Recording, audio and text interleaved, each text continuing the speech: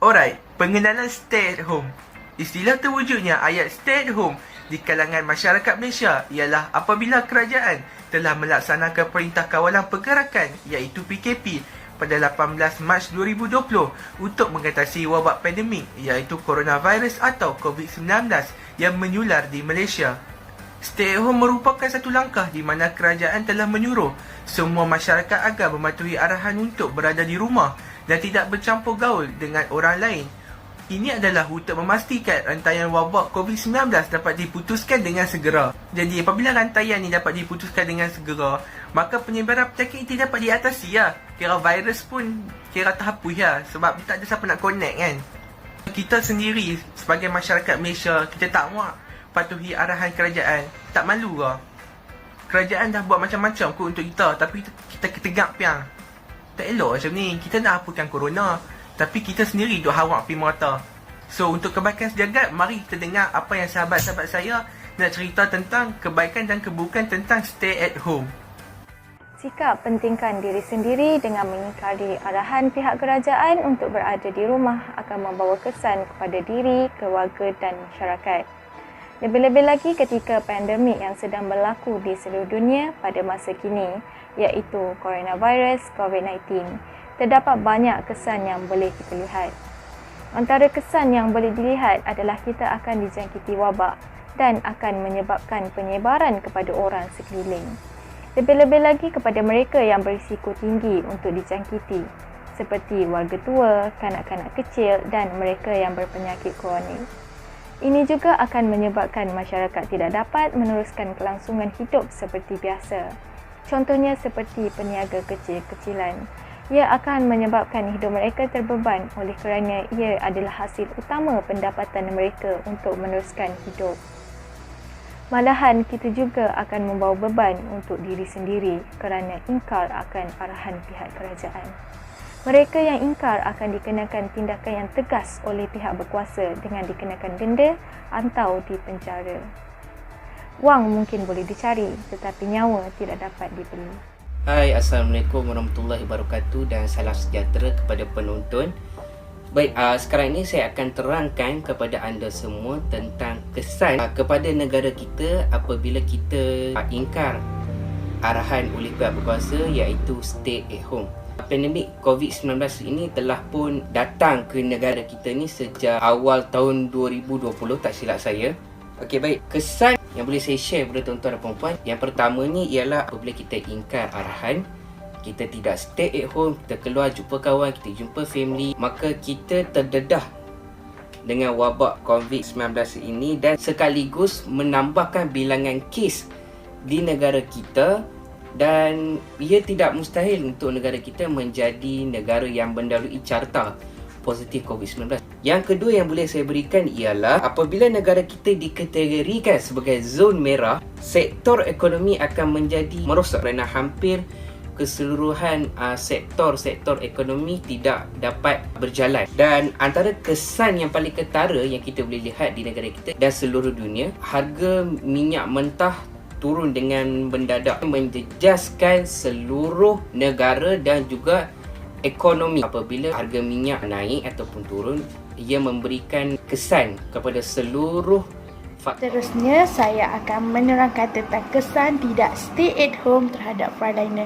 Seperti yang kita tahu, kita diarahkan untuk duduk di rumah seperti yang dinyatakan oleh Perdana Menteri negara kita dan juga pihak Kementerian Kesihatan.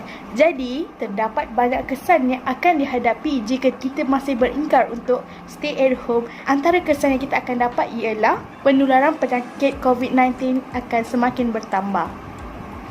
Oleh itu, akan menyebabkan pertambahan bilangan pesakit dan juga kematian disebabkan gejala ini.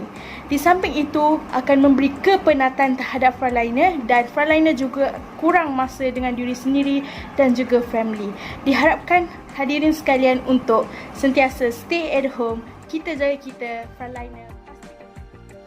Saya Nurul Adirah binti Kamarazan. Terdapat beberapa manfaat kepada diri sendiri, keluarga atau masyarakat yang ingin saya kongsikan kepada anda apabila kita duduk di rumah musim COVID-19 ini. Pertama, dapat belajar memasak bagi adik-adik perempuan.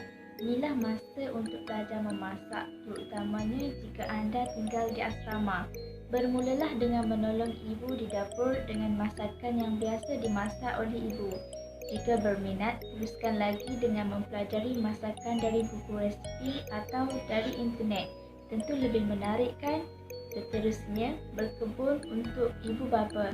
Berkebun memang menyeronokkan. Mereka dapat memilih sama ada menanam pokok hiasan di sekitar rumah atau menanam sayur. Sekurang-kurangnya dapat juga sayur tadi digunakan untuk makan sendiri ataupun boleh dijual. Selain itu, manfaat apabila kita duduk di rumah musim COVID-19 ini ialah dapat membantu datuk nenek di kampung. Jika anda sedang memanfaatkan cuti sekolah di kampung datuk nenek, aktiviti menyeronokkan ini lebih bersifat kekeluargaan, namun ada banyak kebaikan dan manfaatnya. Bagi yang masih mempunyai datuk dan nenek di kampung, ini adalah masa yang terbaik bagi membolehkan pengalaman yang berbeza. Akhir sekali melakukan kerja amal. Tak perlu memikirkan atau menggerakkan satu kerja amal yang baru. Cukuplah sekadar mencurahkan bakti kepada badan amal yang kita ketahui. Banyak kerja amal yang boleh dilakukan oleh masyarakat setempat seperti membersihkan kawasan masjid dan kawasan perkuburan. Ini antara contoh manfaat kepada kita jika kita berada di rumah musim COVID-19 ini. Assalamualaikum dan selamat sejahtera. Saya adalah membentangkan kebaikan yang negara dapat apabila kita semua stay at home. Antaranya ialah negara menjadi lebih selamat, iaitu selamat daripada coronavirus. Sudah tentu penularan virus corona dapat dihentikan apabila kita semua tidak keluar daripada rumah. Selain itu, negara juga menjadi selamat daripada kes jenayah. Jika kita lihat kepada kes jenayah dan kes kemalangan dana raya, ia berlaku penurunan hampir 70% daripada kes-kes sebelum ini. Ini akibat daripada kita semua duduk di rumah. Bukan itu sahaja, negara juga menjadi semakin bersih. Contoh yang boleh kita lihat ialah pantai.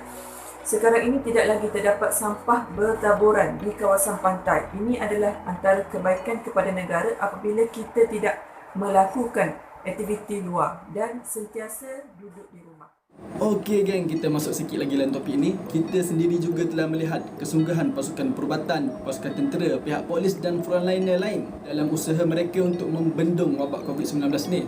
Tapi kita tak boleh nak harapkan mereka saja. Itulah salah satu lagi sebab kenapa kita perlu stay at home, untuk meringankan beban mereka. Jadi part kita nak tolong tu sikit je geng. Kita kena duduk diam-diam di rumah. Walaupun saya faham rakyat Malaysia ni lah rakyat yang peramah, yang mana suka menghubungkan silaturahim. Tapi dengan kita stay at home ni, wabak COVID-19 yang mana merebak melalui sentuhan dan kontak rapat tidak akan berjangkit dan merebak melalui kita. Jadi sekaligus kita dapat memutuskan rantaian penularan wabak COVID-19. Sekiranya wabak ni dapat dikawal, risiko kita untuk dijangkiti pun lebih rendah dan jumlah pesakit COVID-19 pun akan semakin berkurang. Keadaan ni sekaligus meredakan tekanan petugas barisan hadapan ataupun frontliner dalam mengendalikan krisis ni. Macam itulah geng, kita kena berkorban sedikit untuk manfaat yang lebih besar. Seperti yang kita tahu, virus ni tak memilih bulu. Yang kaya, yang miskin, yang tua, yang muda, semuanya berisiko untuk dijangkiti. Jadi, kalau wabak COVID-19 ni tidak memilih-milih untuk mencari mangsa, takkan kita nak memilih-milih sama ada kita nak tolong ataupun tak.